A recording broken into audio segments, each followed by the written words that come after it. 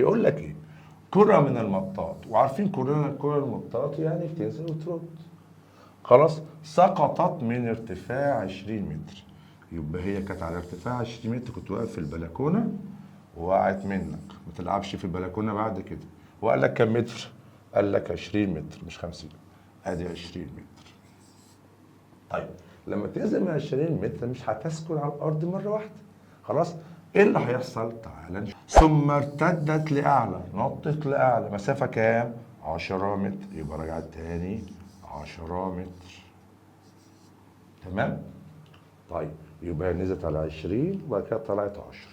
طب هي على 10 دي هتتن واقفه؟ لا، الجاذبيه هتسحبها تاني، صح؟ طب هتنزل كام؟ ثم سقطت لاسفل 10 متر. طيب هتنط تاني ولا هتقف على كده؟ خلاص، لتسكن. كلمة تسكن يعني هي وقفت كده خلاص. ادي الكورة اهي. خلاص، يبقى بالعقل كده نزلت 20، نطت او ارتدت لأعلى 10، جاذبية شدت، نزلت 10 اللي طلعتهم تاني مرة، صح؟ وقفت.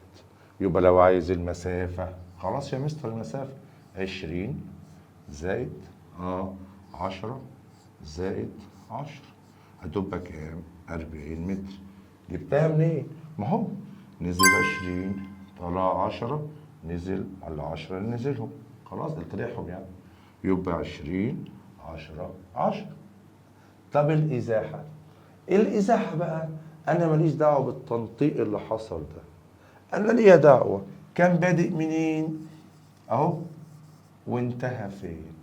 ده كان بادئ من 20 وانتهى على الارض، خلاص.